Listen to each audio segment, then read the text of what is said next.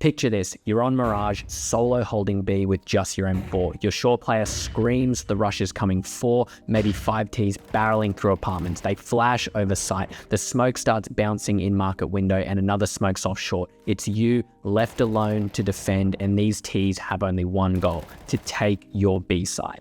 Right there, in that moment, which gun would you prefer to have in your hands? The M4A4 or the M4A1-S? That's a question every CT player has to face in Counter-Strike 2. Both rifles cost the same, they play very differently, and choosing the right one can sometimes decide if your team wins or loses a round. Today, let's break down the A4 and the A1S and figure out which one fits your playstyle. I'm going to go into some more specific examples, but here's a super quick rundown of the key differences between the two guns. For the M4A4, it fires 11% faster than its counterpart, the M4A1S. It's got 50% more magazine capacity with 30 bullets instead of 20. It's got 20% more total ammo with 120 bullets versus the 100 of the M4A1S. For the cons, it definitely has one of the more difficult recoil patterns in the game, and it also has the hidden drawback of being significantly less popular overall than the M4A1S. This means that if you put a lot of time into learning this gun and no time into learning the M4A1S, and you're playing on the T side, maybe you win an eco round, there's a very high chance that you may not be able to pick up an M4A4 and you might be forced to use the M4A1S in the following round. For the M4A1S,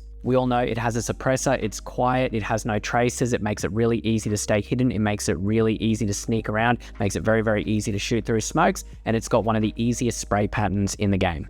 For the cons, it has a higher damage drop-off, and it's also got a slower rate of fire, which does make it easier to control, complementing that easy recoil pattern. But it does mean at very close ranges, despite taking 1 bullet less to kill, the M4A4 will still kill faster because its fire rate is so much higher. Something that's not spoken about a lot is the weapon length. The M4A1S is actually approximately 33% longer than the M4A4, which means it's much more difficult to hide in tight corners and play certain off angles, which gives you a big disadvantage if the Ts know what to look for. If these two guns were siblings, think of the M4A4 as the loud, aggressive brother. He isn't afraid of anything. He's extroverted. He wants the world to know who he is and where he is. He posts up on a site and challenges people to come and try and take it away from him. He doesn't hide or shy away from any fight. 30 bullets in the mag, 90 in reserve. He fires fast. He's not subtle. He's all about volume, speed, and making a statement. The A1S, on the other hand, is like the quiet assassin. He doesn't stand in the open, chest out, looking for a fair fight. He's more reserved. He's introverted. He prefers to keep a cool head, take his time. He makes his move when the perfect opportunity presents itself. 20 bullets, tighter recoil. The silencer keeps the other team guessing. When you shoot, half the time, they don't even know where it came from. So the real question is, do you want loud, raw firepower? Or do you value quiet, calculated control and stealth? Imagine you're playing Inferno and you're anchoring B. 3 Ts rush through Banana. They drop all of their utility. With the A4, you've got 30 bullets to spray them down. Even if you miss a few, you've still got ammo to finish the job off. Now flip it, let's talk about that same rush. But now you've got the A1S. You line up the first 2 kills easily, the recoil is super forgiving, but then you're down to your last few bullets, you can't quite get that final headshot, and the third T slips through and he gets the kill on you. That's the trade-off. With the A4, you get the extra ammo and DPS. With the A1S, you get laser beam accuracy and the ability to shoot through smokes without traces. But you've got to make every bullet count because you'll be reloading a lot more frequently.